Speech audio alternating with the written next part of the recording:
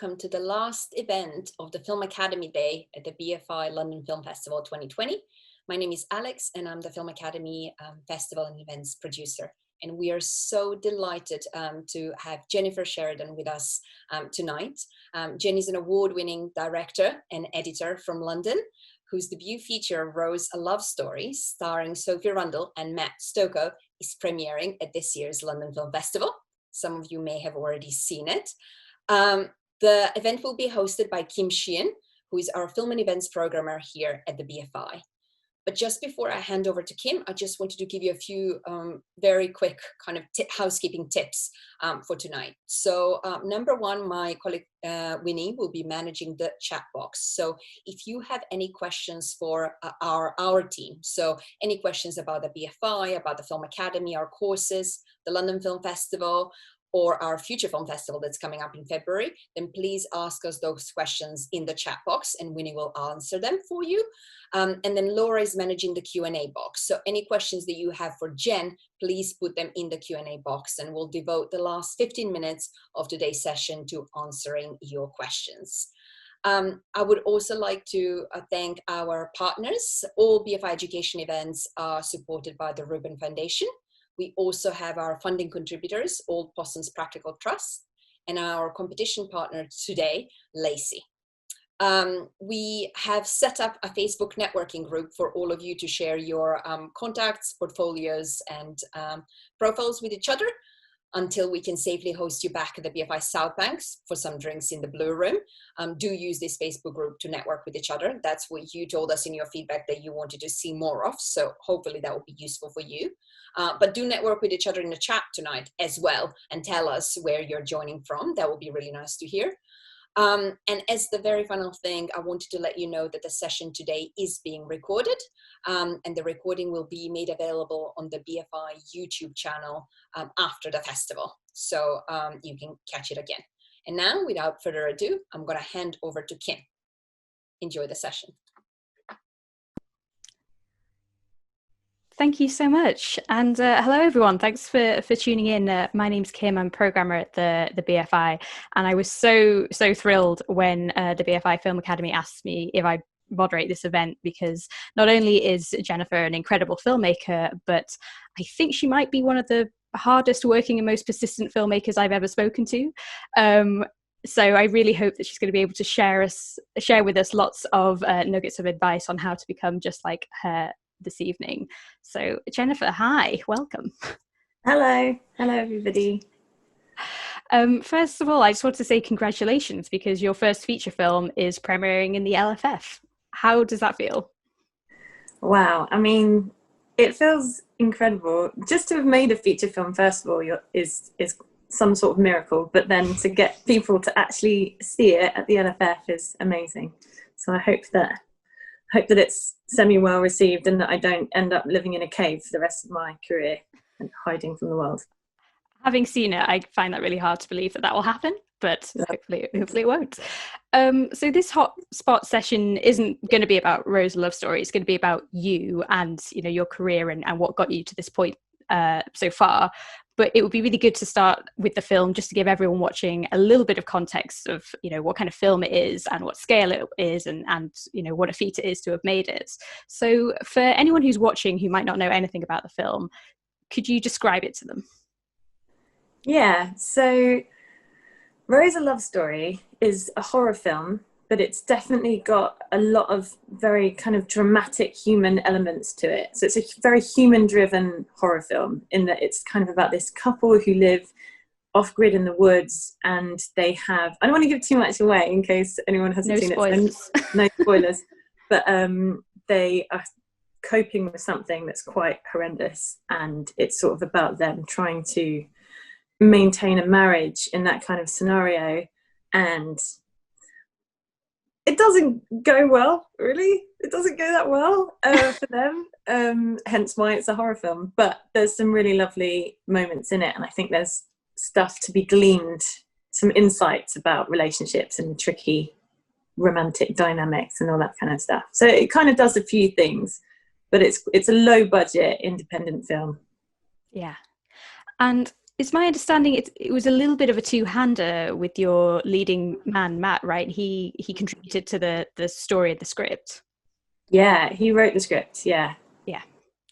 And how did that come about? When did you meet Matt, and did he already have that story? Yeah, so my agent sent me the script probably about 3 years ago now. And I read it, loved it, said, can I meet Matt? Met with Matt, told him sort of my vision for it, and he was like, brilliant, that's exactly how I see it. I think would be a really good fit. So we kind of came together then as a team, and then Sophie Rundle was working with Matt because they act together in a Sky show, and she kind of got involved in the script writing process, and then it was the three of us kind of hashing the script out for a few years, and then we got it to a place where we felt really happy with it. Managed to raise not as much money as we wanted, but just about enough to kind of go, should we just do it? Should we just make it for this? And thank goodness we did, because I think if we'd held out trying to get an extra 50 grand or 100 grand, we might never have made it. So I think sometimes you've got to take those leap of faiths in life and then find some really good producers who can actually achieve something on a tiny budget. Yeah. And I was going to ask you how long the sort of whole process has been. And you've touched upon that. You said it was about 3 years ago when you sort of first got the script. How much of that time was development and sort of fundraising and production? Well, the script development was about 2 years, I'd say. That went on for about 2 years. And then the fundraising happened remarkably quickly, really. I mean, we hired a line producer for the day to kind of give us a ballpark of what we'd need, and he gave us a budget, and we were like, okay, well, that's quite a lot. We raised about half that in the end, but I'd met these producers at a film festival called Aesthetica, which is in York. It's a brilliant short film festival, and we'd kind of remained friends, and I knew that they were really like, I want to use the word scrappy. I don't know if that's a good description of them.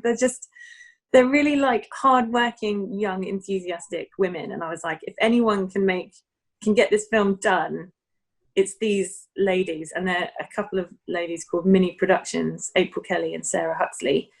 And they just have such a wonderful, warm, can-do attitude, and they just attract people to them.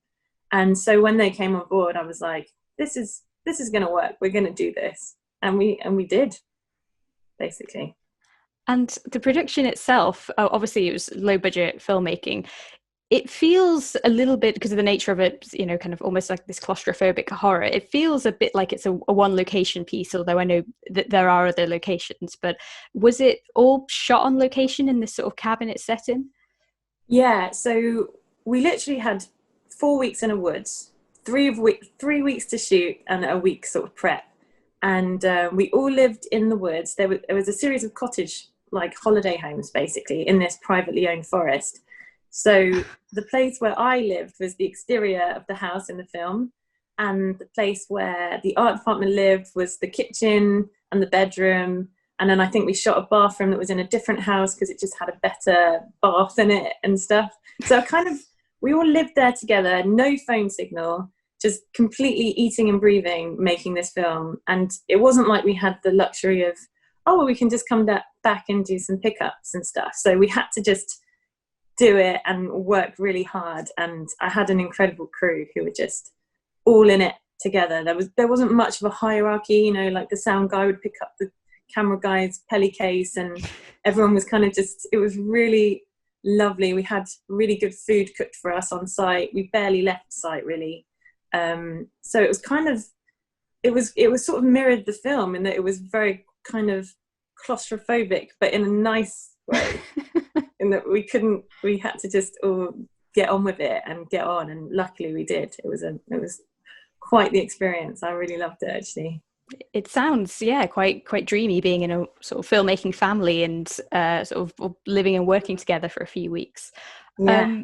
So if I can take you back, so it was mentioned in the introduction that you've got quite a substantial career behind you already in terms of shorts and also television and your editing work.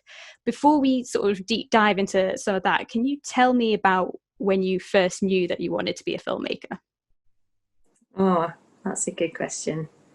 Well, when I was at college, my teacher kind of got me into Asian horror. He showed me a film called The Eye, which I was obsessed with. It's really creepy. Have you seen it? Yes. With the woman looking like a bag that was weird. Anyway, so he really got me into horror and film, and he was very inspirational. But I was also quite involved in radio. So when I went to university, I didn't know, I did a radio and television course, but quickly they were like, okay, choose. So I chose TV because luckily I kind of had a bit of foresight that radio, no offense to radio, but you know, not a huge amount of future there. So I kind of did television production and fell in love with editing and kind of put filmmaking and directing to one side. I think partly it was a confidence thing. I don't think I came out of uni with like all the confidence in the world. I kind of was like, oh, well, editing's fun and I'm quite good at that. I could do that. And then got quite lucky in terms of getting a job in editing pretty quickly and then working my way up into kind of getting television credits and being a bit of a hustler in the edit world. You know, anytime anyone said, can you use After Effects? I'd be like, yeah. And then I'd be straight on YouTube. How do you use After Effects? Oh, okay, yeah, I can do that. Download template. And, you know, I kind of worked my way up like that in a kind of quite scrappy way, just editing anything that I could get my hands on, you know, short films, behind the scenes videos, fashion shoots and stuff like that. And eventually I kind of approached an agent for editors and said, I really want to edit comedy. That's what I want to do. And for a long time, that was my dream, was to edit comedy. And then I really wanted to, I was still really into films and wanted to make films, but it felt so hard. It felt like such an impenetrable fortress. And I kind of felt like, oh, now I'm a bit in television. How am I ever going to make that transition? And I spoke to some amazing film editors like Mark Day, who edited Harry Potter. And I said, how do you get into film? And they said, oh, you just have to meet directors. And if they get into film and you have a good relationship with them as an editor, they take you with them. So I was like, okay, cool, I can do that. So I started editing short films, meeting directors, and I was editing television during the week. So I was just editing all the time. I basically did not have a life for a while. And all the directors that I worked with were like, great, but they would make one short film and then maybe they wouldn't make another short film for ages, or it just wouldn't work out for them. And I was like, I can't really hang my future on someone else's maybe getting a success and taking me with them. That's too much not knowing. That's too much unsurety kind of thing. And so, is unsurety a word? I'm not sure it is. But anyway. It works. Okay, thanks. So I kind of decided I'm going to make a short film. I'm going to have a little bit of confidence in myself and see where it goes. And I made a short film at home with my dog. And I bought a smoke machine for it. So I spent 30 quid on it. I used a 5D and just shot it. And it like won this online short film competition. And the prize was £30,000 to make another short film. And I was like, whoa, okay. So I'm so glad you mentioned that, because that was when I first came across your work. Because so you're talking about Rocket, and that won the Virgin Media Shorts Award, which sadly is no longer running, but at the time was the UK short filmmaking competition award. It was incredibly competitive, you know, thousands and thousands of entries, and you won with something that you basically pretty much made at home. Is that right? Yeah. It's crazy. I think I basically won because Julia was it? Oh no, I've forgotten her name. Actually, no, I can't. Julia Waters. Yes, okay. She was on the judging panel. I remember. I was going to say Julia Donaldson, who writes The Gruffalo, is a totally different woman. Yeah, Julie Waters. I think I won because she really likes dogs, and I'll take it. Yeah, you take what you can get. I think you're doing yourself a little bit of a disservice there, because obviously it was a really great, fun, quirky short, and I think that's what kind of caught the panel's imagination. But it feels, you know, it was almost like a kind of reality TV story. Like you made something with nothing. You made something with a 30 quid smoke machine, and then you were suddenly on stage shaking hands with Julie Waters and picking up a check for 30k. What was that experience like, sort of going from that to suddenly having this opportunity to make something on a much budget wise, a much bigger level? Well, I think something that's always kind of been something that I deal with quite often is that I always want to feel ready for the opportunity when it comes. And I think when that opportunity came, I didn't feel ready. I was like, but I've just made a short film with my dog. I'm not ready to have this much responsibility and money. So I then kind of threw myself into trying to make as many short films as I could before I made the proper 30K one. So I made like 2 more shorts. They were okay. They weren't amazing. And then I made the 30,000 one, which I felt a bit more prepared for. But it was the first time working with like a proper crew, working with proper actors and stuff. So it was quite a leap, I think. And I'm sort of quite proud of the film. It didn't do as incredibly well in festivals as I'd hoped at the time. I think I thought maybe I'd sort of messed it up a bit, because I was like, oh, if this hasn't been nominated for a BAFTA, then have I just sort of missed my opportunity in life and slightly screwed the pooch on this one. But then I just thought, well, I'm still learning, I'm still growing.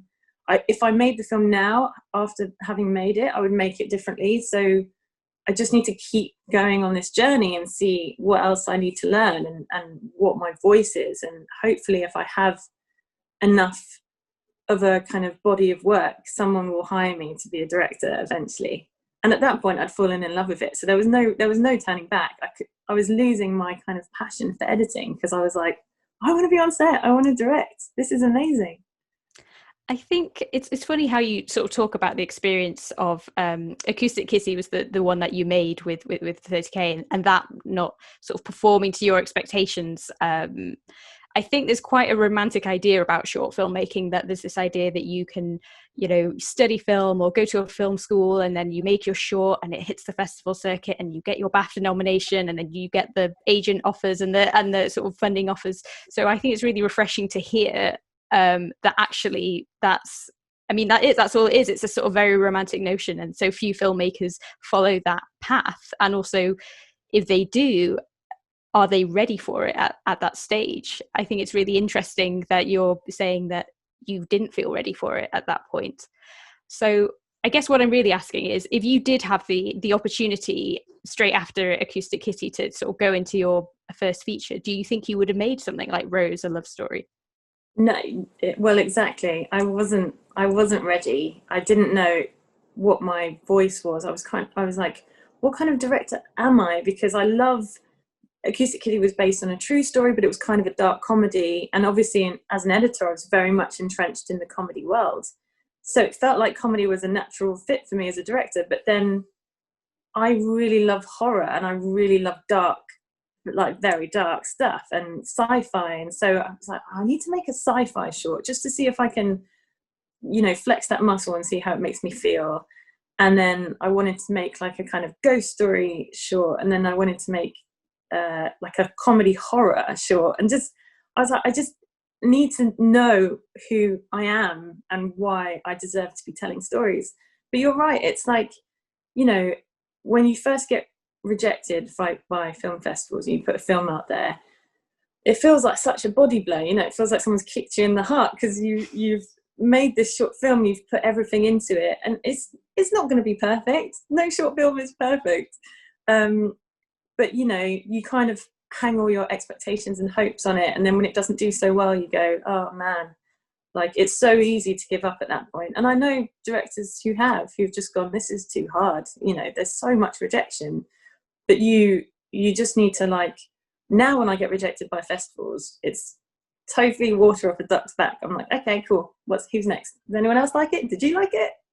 Because you get used to the game. You get used to being rejected, and you just kind of, eventually it doesn't affect you as much. I think that's really important. I think people need to learn how to take rejection. It's very important. Do you have advice for sort of coping with rejection, other than, just not giving up until you get used to it? I think, because I remember being a young person and like, you feel so kind of, I know I felt quite desperate. I was just like, why isn't this happening? And like, why can't I just break through and why do I always get rejected by BAFTA, even when I get into the festivals that allow me to enter BAFTA, which I did like 4 years in a row and still never got a BAFTA nomination. And I was just like, what do I have to do to get a BAFTA nomination? But then I met directors who did have BAFTA nominations, and it hadn't carried on into their career. It hadn't made their career, because all it does really is open the door to some meetings, and people call you up and go, hey, I would love to meet you and talk about what you've got next. And if you haven't got a whole arsenal of great stuff in your back pocket ready to go, you can so easily waste those opportunities. So I just think all the stuff that they kind of tell you need to do, it just is meaningless, because you have to just be on your own journey. You can't compare yourself to other people. You just have to almost like blinker yourself and just go, keep going forward, keep learning. What else can I learn about myself? What skill haven't I got that I could make a short film and earn? Like, I've never worked with a Steadicam before. How can I get away to work with a Steadicam? Or, you know, I've never done a dialogue scene with more than 3 characters before. I need to do that so that I know when it comes to it that I'm ready to take on those kind of challenges. I've forgotten what the question was. No, don't worry, you answered it. Okay, I think it's really admirable, your sort of work ethic of okay, well, what can I develop next? What can I learn next? And, you know, you just kept going with those short films, and you've made about, is it 13 shorts that you've got behind you now? Out of too many, actually. No, not enough. Chris Nolan needs to be making more shorts. Anyway, which one of those shorts did you feel like you were getting closer to finding your voice? Because that was your sort of main prerogative when you first started making them. Which one was a bit of a turning point for you? I think it was the Super Recognizer, because it was quite Black Mirror, and I really felt like Black Mirror was kind of where I was kind of an area that I was most excited, you know, something that had something to say about society, but also was quite dark and interesting and like a bit edgy. But interestingly enough, Acoustic Kitty, which I thought was this kind of epic fail in my career, was actually how I got my agent, because my agent was on IMDb looking at Catherine Ryan's IMDb page, and she's in Acoustic Kitty. I mean, she's a tiny part, but she's in it. And he clicked on it, and he sort of looked at me, and he watched some of my other shorts online, and he emailed me and said, you know, I'd love to see some more of your shorts. So I sent him the shorts, and he said, you know, why don't you come in for a meeting? And at this point I wasn't even looking for an agent, because I was a little bit jaded about agents, because I had seen people who'd got agents and then taken their foot off the gas, and suddenly everything had kind of ground to a halt, and they're like, well, I've got an agent now, why aren't I making feature films? And it's like, because it's really hard, and you can't just rely on someone else to do it. You've got to just keep pushing yourself. So I went in for the meeting, and he was like, okay, what kind of stuff do you want to make? And I pitched him a feeture film that I want to make, that I still want to make one day. And he was like, great, well, I'd love to sign you up. And I was like, okay, can I think about it? So cocky. But obviously signing with him was the best thing I've ever done, because I wouldn't have made Rose. You know, he's just been incredible, really, at championing my career. And just to go back a little bit, because you talked about editing and finding out that you had a knack for that while you were studying and pursuing that, and you talked about wanting to break into filmmaking via editing and editing other people's work. But how did you break into television editing? Like, what happened after you left school, left studying, and how did you get into that world? Well, when I was at university, I sort of I used to add idents and stuff to the kind of multicam projects and things like that, and do these little animations and stuff. And my lecturer said, oh, you're really into motion graphics, right? And I was like, yeah, I guess. He said, I know someone who's hiring someone to do that. And I was like, okay, yeah, I could do that. So I started working for this guy, and I was running at a post house at the same time. And I was sort of thinking, oh, I could work my way up through the system at this post house, but that is a long game. This guy is just going to pay me 80 quid a day to do graphics, like motion graphics. So I'll just do that. So I worked for him in a basement in Covent Garden. And then he was like, you edit, right? I was like, yeah, I edit. So I started editing like corporates and weird stuff that he gave me. But then he was quite unreliable in terms of paying me. And I wanted to move out of my mum's house eventually. So I went freelance and managed to get a job cutting fashion catwalk shows, where I was just in a basement in the back room cutting these catwalk shows and putting them on the internet as quickly as possible. And then there's a website called Production Base. I don't know if anyone knows about that, but I went on there. I applied for a job doing this. Is basically the Iranian version of X Factor. It was called Gugoosh's Music Academy.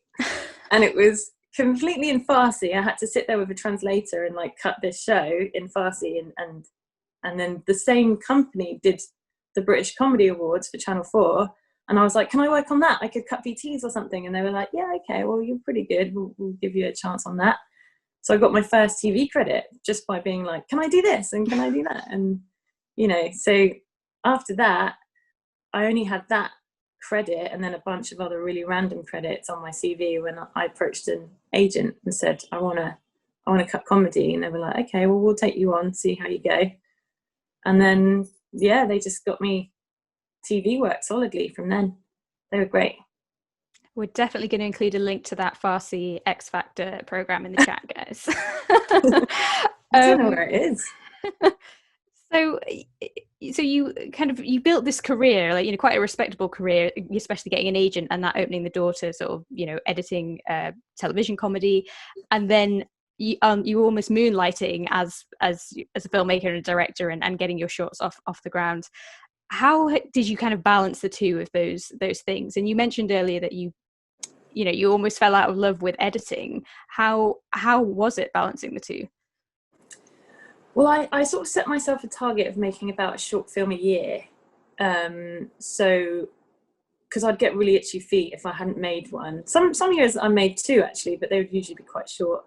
So yeah, I would just kind of find some time in between jobs, or sometimes, you know, traveling into work, I'd be writing the script, or I'd be in post-production on a short whilst editing something else, and I'd kind of be like, oh, I've just got to pop out to this VO session for 1 hour, is that okay? And they'd be like, yeah, okay, fine. And if they said it wasn't okay, I'd just be like, I've got a dentist appointment. Classic. Didn't say that on the internet, but it's fine. I'm sure they wouldn't mind.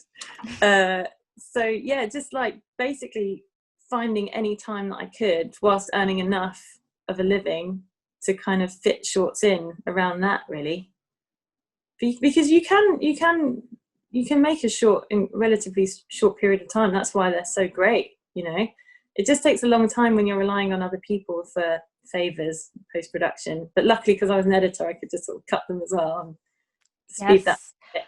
That's what I was going to ask. You know, do you think you'll always direct and edit your work? Do you think you'll ever be able to do one or the other?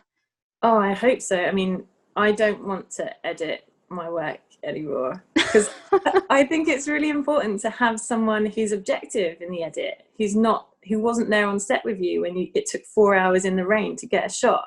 If it doesn't work in the scene, you need someone who's just like, it doesn't work, get rid of it. You need that. And I think when you're the director and say the writer and the editor, it's too much, you're too involved. You can't always, you try and be objective and you try and go, oh, I can take this out. It's called killing your babies. You've got to kill your babies. Yep. But it's easier to kill your babies when someone is telling you to kill your babies. It's a really worse great to live by. And do you think you'll keep on making shorts as well, or are you like, I'm on my feature journey now? Well, that's the question, isn't it? I think, you know, I don't know, that's really hard. I think I've made enough shorts. I definitely think I've made enough shorts, but I do love making them. But they are sort of a means to an end. I sort of think that they are, for young people in particular, they're a way to show people when you go for meetings, look, I've worked with actors, look, I know how a camera works, I know how to cover a scene, I can shoot something that looks beautiful and doesn't look like terrible, or, you know, that's what they are. They're calling cards, really.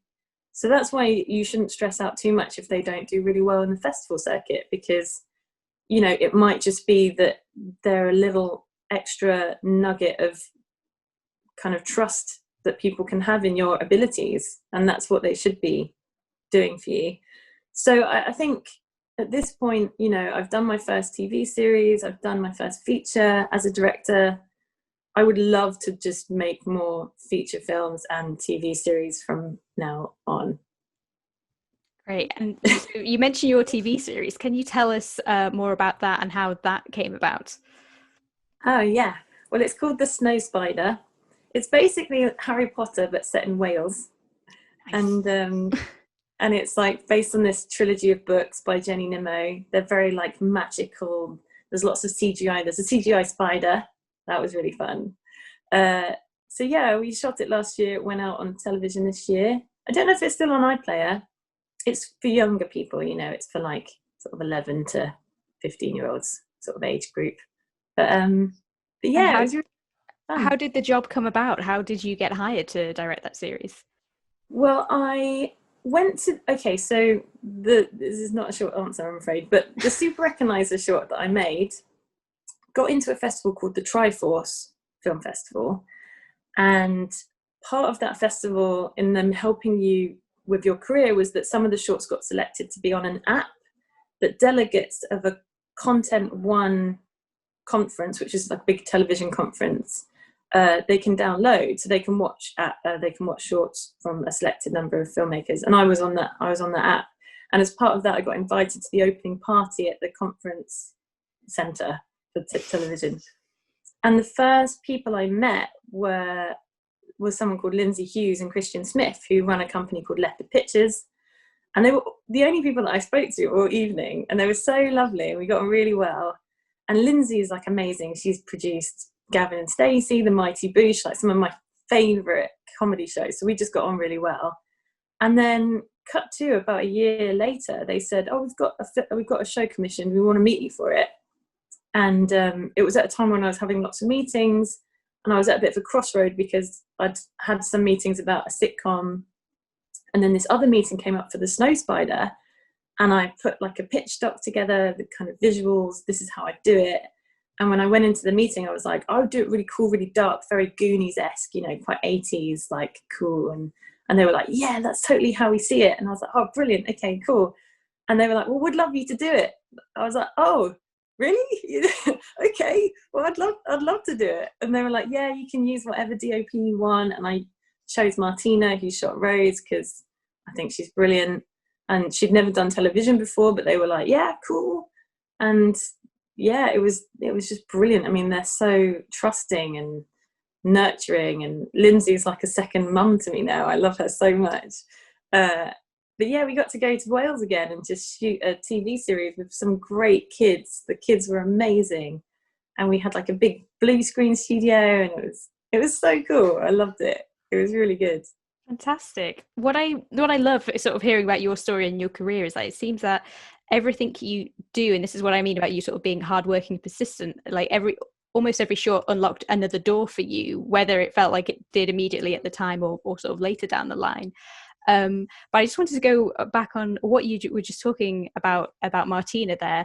I'm interested in collaboration, because if you make a lot of these shorts, I presume you've picked people up on your journey on the way, and what you were describing at the beginning of this chat, where you were hoping as an editor you might get on someone else's journey. Have people joined you on your journey? Have you built up a sort of trustworthy crew in the process? Yeah, definitely. I think Martina is one of those people. She's someone that I would continue to work with forever, really. And, you know, I think it's important to diversify crews as much as possible and kind of like, you know, be open-minded. And I think it was just one of those things. I kind of had to choose between her and this other DOP, and it was really tough choice. And I didn't make the choice based on the fact that she was a woman or anything like that. I based it on I got references basically and spoke to other directors, and they were like, she's brilliant. I was like, okay, cool. But yeah, Martina's one of them. Definitely my composer, Cato Hoban, because he was there right from the beginning. He did so much of my short films for free, and then I was just so happy when I could start paying him back in terms of like adverts and the feature film, which he did the most incredible score for. I mean, he's someone that he's like, you know, I class them both as really close friends as well. So it's just those kind of relationships are priceless. And mini productions, April and Sarah, I love them so much. And Sarah worked on The Snow Spider, did an incredible job as a line producer. So, you know, I think it is about finding your tribe and kind of people that, I think it's so important to work with people who love it and who don't take it for granted. There's nothing worse than having some moany old person like on the set with you going, oh, it's raining, or it's like, dude, we're making a film. This is the best thing in the world. What are you complaining about? Go and have a biscuit. Cheer up. Do you know what I mean? Yeah. I can't be doing with it. You've got to have champions, cheerleaders, not drainers, energy drainers. I'd love to join your team because it always sounds really fun, no matter what you're talking about. Please take me to your next production. Okay. Great. This is how you get the opportunity, guys. You just ask. I wanted to talk quickly about genre, because you touched on it earlier, how and it's come out in this conversation that you've dabbled in like lots of different genres, and perhaps that's been part of, you know, you finding your voice. But which ones are the ones you're most drawn to? Which are the ones you're really passionate about? This is really tough. I think I know that I get excited when a story has light and shade, you know, darkness to it, but also something light, or possibly whether that's kind of like a very human element to it. Like, for example, Eternal Sunshine of a Spotless Mind. You know, I love that kind of twisted sci-fi story, but it's about love, you know, it's about relationships and getting over broken relationships, and you know, films like that I really love. So I think that's why I'm drawn to genre, because I feel like in genre you can kind of push the envelope a little bit more. You can do something that's a bit weird and it's more acceptable, whereas drama, you know, I love drama, but I don't think I could just make something that feels in any way one note. Do you know what I mean? Mm-hmm. Like if it was just a straight drama about love, I think I'd get bored. But then having said that, I really loved Normal People. I would definitely direct that. I don't know. Everyone loved Normal People. Yeah, exactly. So it's a tough call. I think it all depends on the story. Because, yeah. So I wanted to ask you about your sort of filmmaking influences and films that you'd recommend. And you've been doing my job for me, because you brought up Eternal Sunshine of the Spotless Mind. You also talked about J-horror earlier, which is a big passion of mine. Who are the directors that inspired you when you were sort of first starting out? And whose work would you recommend people watch? Oh, gosh. Well, this is the other thing about me, is that sometimes I feel like a bit of an imposter in the film world, because I'm not a huge movie buff. I'm very mainstream in my tastes. Like, I love Steven Spielberg films, for example, Jaws, Jurassic Park, you know, I love Back to the Future, The Goonies. Those were great films. I mean, they're the reason that I wanted to make films. But then, you know, I don't know, it's tough. I really like Edgar Wright's films. I think he's amazing. I actually really like Christopher Nolan films as well. I love Christopher Nolan films. Okay, good. But sometimes you say that to film buffs and they're like, really? And you're like, yeah, I do. I like it. I like Marvel films. What are you going to do? I just like them. I just enjoy them. I'm in it. I'm into it. Cinema is a spectrum, you know? You can't let cinephiles kind of put you down. Yeah, exactly. Right. I've still got loads of questions for you, but I'm aware of the time, and I feel like, and there's loads of questions have been popping in the chat box, so I might just start throwing a few of those in. So let's see. First off, Eddie asks, what film is the slate behind you from? Sorry, a bit unrelated. Can you tell us about that? That's The Snow Spider. Oh, yeah, that's The Snow Spider. We just got over 1,000 slates, 1,004 to be exact. And I asked if I could keep it, because on Rose we couldn't even afford like an original slate. You know, we had to just borrow a slate and stick a bit of tape that said Rose on it. I couldn't keep it. Oh, the old masking tape. Yeah. So I was like, I'm going to keep that for sure. But yeah, it's cool. And I'm going to quickly ask you about your it balloon in the corner there. Oh, yeah. Yeah, that was a birthday present from my sister. It lights up, but it's not plugged in, otherwise I'd light it up for you. Fantastic. Okay, what else have we got? We've got, an anonymous question. Ooh. That's exciting. How do you think being an editor affects your process as a director? That's such a good question. Well, I think it really helps to know, like, even if you don't want to be an editor, as a director, get into an edit suite, look at how other directors cover scenes, figure out what basic coverage you need to cover yourself in a scene. Because my experience of the film and television industry so far is that there's never enough time and there's never enough money to do what you want. So you have to kind of play the game in that you cover yourself, you make sure you have everything that you need to make the scene work so that your execs don't fire you. But then if you have enough time, that's when you kind of do the stuff that you really want to do, like try something with the camera and do interesting angles and stuff. I mean, if it's something that you've specifically designed from the beginning, obviously you say, look, I need this long to shoot this scene because I really need to shoot it like this, and this is my vision for it.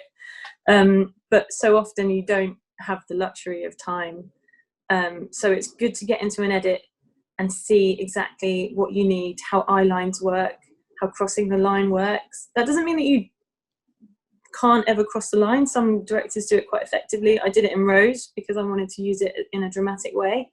So it's not like there are rules, but there are rules, and you've got to kind of know the rules so that you can break the rules. And the edit is the best place to learn those rules. Also, there's a really amazing book called In the Blink of an Eye by Walter Murch. Yes, it's an incredible book, and it's worth reading whether you're an editor or not, or whether you want to edit or not, because it's very insightful and it's brilliant. This is some really good advice. I hope everyone at home is taking notes. Right, another question from Jojo. I love all your shorts. How do you balance different genres so well? Love the Sinner, for example, was hilarious, but broke my heart and nothing felt out of place. Oh, that's lovely nice. Comment. Yeah, that's really nice. Thank you. Well, I mean, Love the Sinner was one of those scripts. It was Susan McComa wrote it. And when I read the script, I was like, I have to get this job, because that was actually a TV short. It was paid for by Sky Arts and went on television. And so I had to kind of pitch for the job like you would a TV show, which is unusual with shorts. But when I read the script, I was like, I have to make this film. I felt so connected to it because I grew up in South London and my father had died when I was younger, and I kind of there was so much in the script that I just connected to, even though it's about a Nigerian family. So when I met Susan, I kind of just appealed to her nature of, she's so lovely, and I was just like, I have to make this. This is amazing. It made me cry when I read the script. Please don't let anyone else direct it. I need to do it.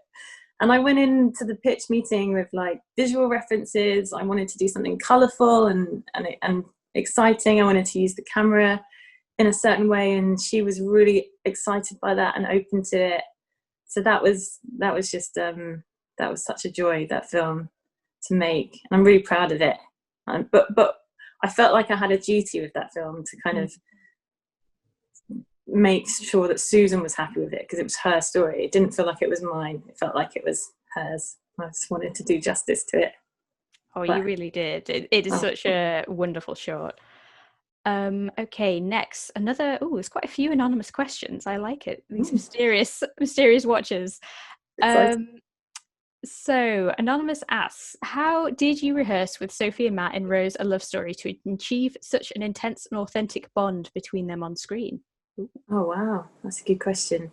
Well, we did read-throughs and stuff, but because Matt and Sophie are such incredible actors, and also, in real life are in a relationship, so they have so they have this incredible shorthand with each other that made my life as a director incredibly easy in so many ways, because I think if we didn't have actors that were as strong, we would have really struggled to make a film in the time that we had, which was 15 days. And we didn't want to over rehearse things. They're so intuitive and they're so connected to the story that Sophie would sometimes say, you know what, I just need to do one more. And because I would think her performance was already brilliant. I'm like, that was so good. And she'd go, can I just do one more? And I'm like, of course you can, you know. And then she'd just bring some extra level to it that I wasn't even expecting. You know, they were just incredible to work with. But I think the fact that they were in a real relationship did help a lot, because it saved me a lot of groundwork in trying to have to build those kind of bonds and make it seem authentic. It genuinely was. So that's good. But thank you. I can't take credit for it, but thank you. Oh, you can take a little credit for it. Okay, so another anonymous question. What advice would you give to filmmakers who have made shorts and are looking to make their first feature? Oh, wow. Well, that is really tough, isn't it? I think there's a few ways you can sort of handle this question, isn't there? It's the sort of, you know, what are the practical steps you can do to getting a short made, but then also, I guess, you know, how do you know when you yourself are ready to make a feature? Yeah, there's this website called Directors Now, and it's directors talking about their experience of breaking into the industry. It's worth looking at, because basically it's almost impossible to give you like a step-by-step guide to doing it. It's so much about luck and circumstances and who you're with or who you're connected to. You know, to set out to make a feature film entirely on your own is almost impossible. You know, you need other people to help you on that journey, and you can't sort of recreate anyone else's journey. So I could tell you exactly how I got a feature film made, which I feel like I pretty much have already, but you know, you wouldn't be able to recreate that. So it's a tough question because of that. Anyone I know who's made a feature, though, has done it through making shorts, getting a body of work together. Generally getting an agent feels like it's a good thing. Doesn't mean that you have to have one, but it probably would help. Making sure that you find an incredible script or write an incredible script. Try and cast or get actors attached that are going to help you get funding. And then the general rule is that, you know, places like the BFI and Film 4 and BBC Films and stuff are either going to give you the first bit of seed money and then you're going to have to go and get more, or they're going to give you the last bit of money and you're going to have to already have got some money. And the only way to do that is through relationships with like private investors and getting a good producer who has those relationships. That's it, kind of broadly speaking. But unfortunately, there's no kind of like how-to guide. I wish there was. That would be cool. I'd like to ask another quick question myself, if I may, which is it's kind of about shorts and getting people to see your work, because, you know, we've talked about it. You've been doing this for a number of years now and prolifically making a short a year. How, from the very early days of the Virgin Media shorts to now, how have you found that, you know, interest in shorts has changed, or how they get out in the world has changed? Social media had an impact. And what is your advice for anyone watching on how to get people to watch your shorts? That's a good question. I mean, I think it's worth doing the festival route. At least give it a stab. What no one tells you really is that if you get into 15% of what you apply to get into, you're doing well. People don't tell you that. You're like 15%. And you know, and entering festivals does cost money. It's not cheap, you know. But there are other ways of doing things. You can put things straight on Vimeo, for example, ideally on some sort of platform like Short of the Week, or trying to get a Vimeo staff pick. And the way to do that is, I think it has to have over, if it has over 1,000 views in a day, it automatically gets put on a watch list for Vimeo staff pickers. I think it's 1,000 views a day. It might be more than that. It might be 3,000. So if you do put something on the internet, try and get everyone to watch it on the same day so that it gets into the Vimeo staff pick list, viewing list. Yeah, you can even hold your own screening, you know, and invite industry people. That's another way of doing it. Yeah, That's what I would say. Try all of the above if you can afford to do the festivals. Okay, I'm going to dive back into the questions submitted here. Another anonymous question. What are your release and festival plans for Rose, A Love Story after the LFF? Well, that's a really good question. I mean, obviously, COVID has been a joy to release a film in.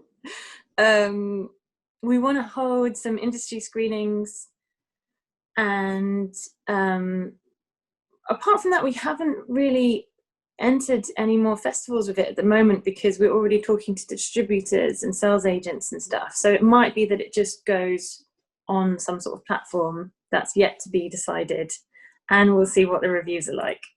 Oh. Well, I think we'll see. In the meantime, if anyone's watching who's already seen it, or wants other people to see it, there are still some tickets left for the BFI Player screening on Tuesday night. So tell your friends, get people watching it. Okay, back into this other pile of questions. So anonymous question: where can I get tips on how to put together an effective pitch deck? Well, that's a good question. Oh, that is a good question. Well, essentially a pitch deck is kind of like, I use Google Slides for mine, which if you have a Google account is free in the Google Docs apps. And you can basically upload, you want to create a visual journey of what you would do with the story. So you use references from other films that you like, and you can do it by tone. You can do it by shooting style. You can even put color palettes in there or casting suggestions, and try and group these things in themes so that when you're in a meeting, you can say, like, this is how I would shoot it. I really want to keep the camera moving, and I don't want to or I want to do something really handheld and exciting and energetic, like this, and then put links to things or images of things that you think are similar or have similar things to what you're wanting to achieve. I don't know how you basically need people to send you ones that they've done and look at those.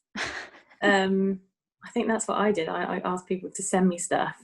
So if you know anyone who's like slightly ahead of you who has had a successful pitch with a document, just say, look, can I just have a look at those? There's got to be some on the internet though, surely.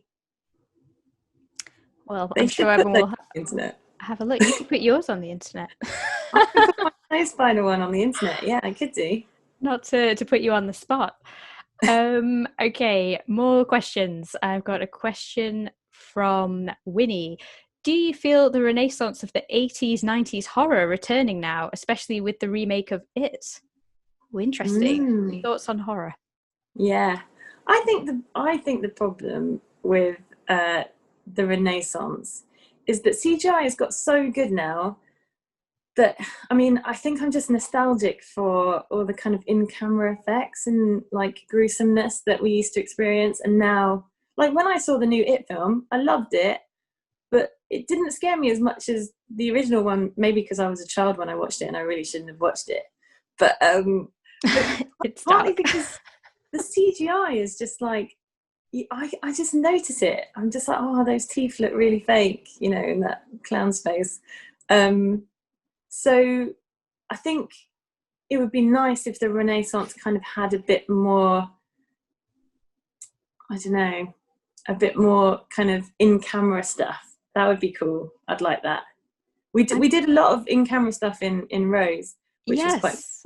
I'm glad this came up because I wanted to ask you, because I thought, a really nice thing to kind of take from this, if anyone's watching who's making films on a budget, is learning about those practical effects. So can you talk about that? There was something to do, there's some leeches in the film and they were not real. Can you tell us? Yeah, most of the leeches were real, but we did have some fake leeches, which you can make yourself out of licorice if you would like to make some fake leeches. I think you just warm them up and then they sort of turn into, like, if you warm up licorice, you can kind of, and then put some Vaseline so they look like they've got texture and gooiness. That's quite fun. But one of the funnest things we did in Rose was a cauterization scene, when you burn a wound. because we used actual pigskin, because actual pigskin reacts exactly the same as our skin does. So we got some pigskin from the butchers, and wrapped it around a tin of baked beans, which I had to do because my art department were all vegetarians. And then you put the sock on, because it's someone's leg. You put a sock on one side, the trouser on the other side, and then it looks like a bit of leg. And then your amazing makeup artist makes like this horrible wound in it. And then you literally, on camera, just cauterize it with a really hot ladle. And it looks like you've cauterized a real wound. Amazing. That's a fun fact. Yeah. I want to say try this at home, but also don't try this at home because that sounds a little bit dangerous, but definitely try wrapping pigskin around things. That sounds like a hot tip. Yeah, it smells really bad. Do it. And also maybe mix and match your art department with some meat eaters as well, just for ease. Get some carnivores in there, yeah. No, that stuff's really fun. Stuff that you can do in camera, figuring it out. We had I'm giving all the spoilers now, but there's like a stab scene in the film, and we were trying to stab this mannequin. And I was like, but the blood's not coming out because it's a mannequin. I was like, what can we do? And Martina, my DOP, was like, oh, I know what we can do. Let's get a satsuma and fill it with blood and then carve a hole out of the mannequin, which was like made of polystyrene. Put the satsuma in the in the mannequin, and then we'll stab the satsuma. That didn't work. It was a nightmare because you stab it and the shirt just went into the wound, and that's not what it looks like when you stab people. Not that I've stabbed anyone, but I know that, you know, your shirt doesn't go into someone's body when you stab them. So we just had to try loads of different things, and eventually we made it work.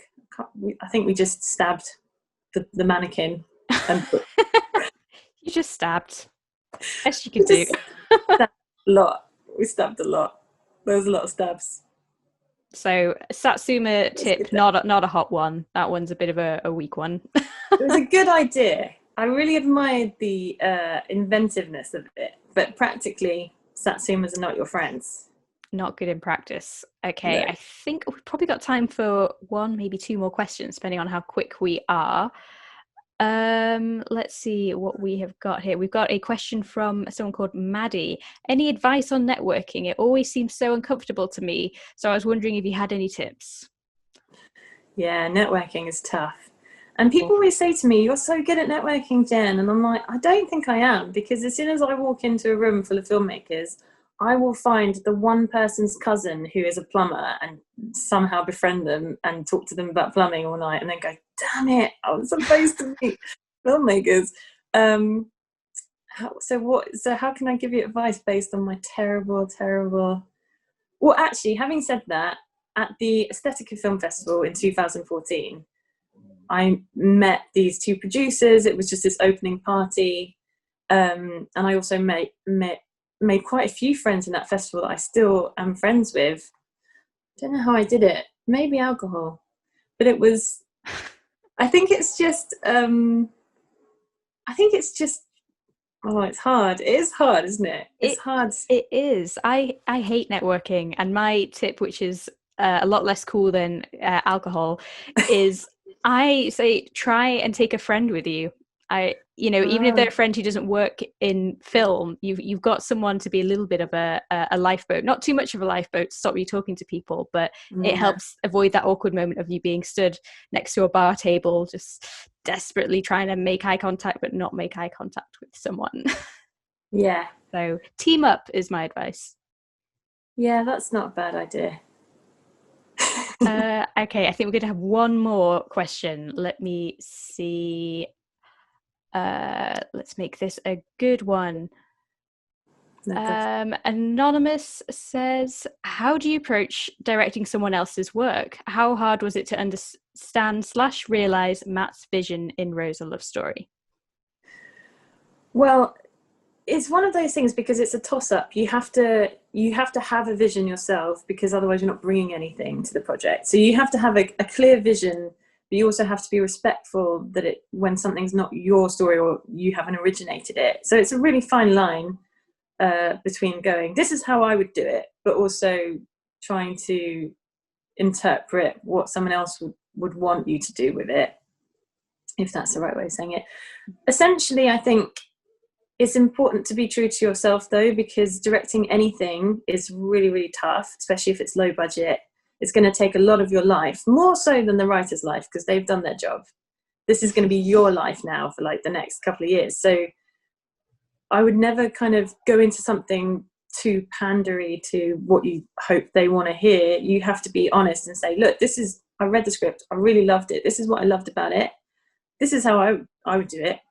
And if they say, no, that's not really how I would do it, you go, okay, let's talk about it, or let's see if we can marry our visions. But if you can't, don't completely change yourself in order to kind of make them happy, because you'll have a nightmare. It sounds like there'd be a nightmare to work with, first of all, but you'll have a nightmare because you'll end up making something that you don't love and isn't you. So there's always that toss-up, I think. And it's the same with television.